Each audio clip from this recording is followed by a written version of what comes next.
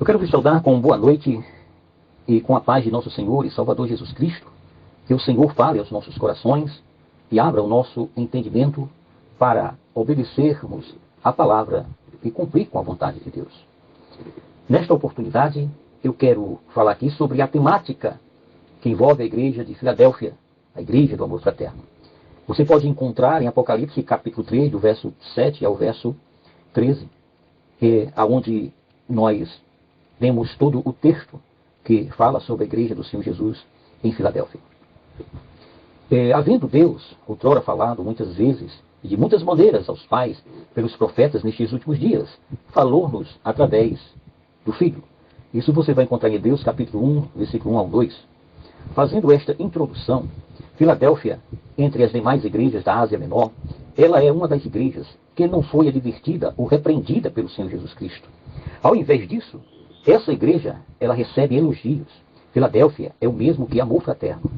Até o presente tempo, Filadélfia ainda existe na versão turca, Alá Seir. Ficava a sudeste de Sardes, e foi essa igreja que o Senhor Jesus Cristo disse: tens nome de que vives e estás morto. Apocalipse capítulo 3, versículo 1. No entanto, devido à aproximação entre essas igrejas, Sardes era um grande perigo de influência aos crentes que estava em Filadélfia.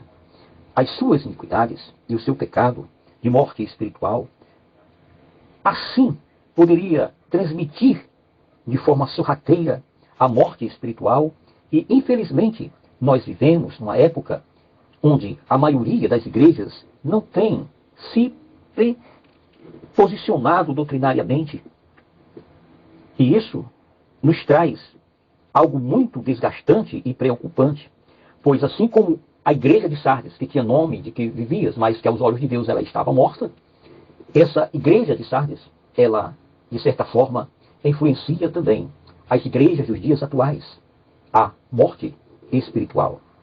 E isso porque a maioria das igrejas, dentro desta grande cristandade que está, não tem se posicionado doutrinariamente, segundo as Sagradas Escrituras. Saindo dessa introdução, a morte espiritual é uma constante ameaça e também uma peste que já está na vida de muitos supostos cristãos. O mesmo ocorre no Antigo Testamento. Acã pecou, viveu errante e de forma dissoluta ele influenciou e fez com que Israel fosse derrotado de seu pecado de idolatria. De certa forma, Israel foi cúmplice também no pecado de Acã. E por isso, Israel perdeu uma das suas batalhas para um pequeno exército e nação. A identidade do Senhor Jesus Cristo perante Filadélfia é essa. Estas coisas diz o santo, o verdadeiro, aquele que tem a chave de Davi. Apocalipse capítulo 3, versículo 7. Jesus é o santo de Deus, que santificava a igreja, e isso por meio da sua palavra.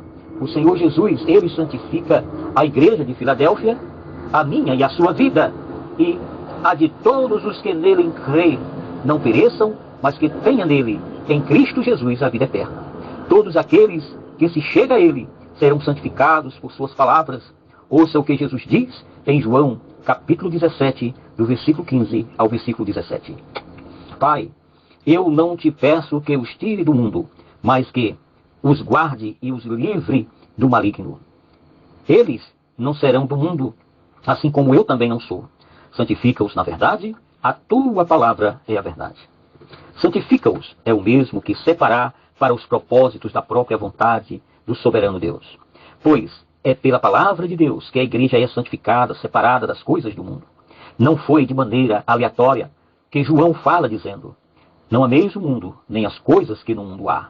Pois se alguém ama o mundo, o amor de Deus não está nele. 1 de João, capítulo 5, versículo 15. Em 1 de João, capítulo 1, versículo 16 e 17, diz-nos: porque tudo o que há no mundo, a concupiscência da carne, a concupiscência dos olhos e a soberba da vida, não vem do Pai, mas sim do mundo. Ora, o mundo passa e a sua concupiscência, mas aquele que faz a vontade de Deus permanece para sempre. Em 1 de João, capítulo 1, versículo 15 ao versículo 17, nós temos o mandamento de Deus, tanto como a natureza desse mandamento. Em 1 de João, capítulo 2, versículo 12 a 17, o mandamento do Senhor é para a conduta da igreja, e essa conduta é de separação das coisas mundanas, das coisas profanas, das coisas imorais e que envergonham a Deus. No verso 12 ao versículo 14, que diz: Filhinhos, eu vos escrevi, porque os vossos pecados são perdoados por amor do seu nome. Pais, eu vos escrevo, porque conheceis aquele que é desde o princípio. Jovens, eu vos escrevo, porque vós já vencestes o maligno. Eu vos escrevi, meninos, porque conheceis o Pai, porque conheceis aquele que é desde o princípio. Eu vos escrevi, jovens, porque sois fortes e a palavra de Deus permanece em vós, e já vencestes o maligno. É com essa perspectiva que a igreja vence o maligno. Tende, assim, uma mocidade vencedora pelo poder que tem a poderosa palavra de Deus. Lembremos da videira verdadeira de João, capítulos 15, versículo 5, que diz-nos: porque sem mim nada podeis fazer. A palavra de Deus é para uma igreja verdadeira e não de covardes. A igreja não terá vitória garantida sobre o pecado, sobre o mundo, sobre Satanás.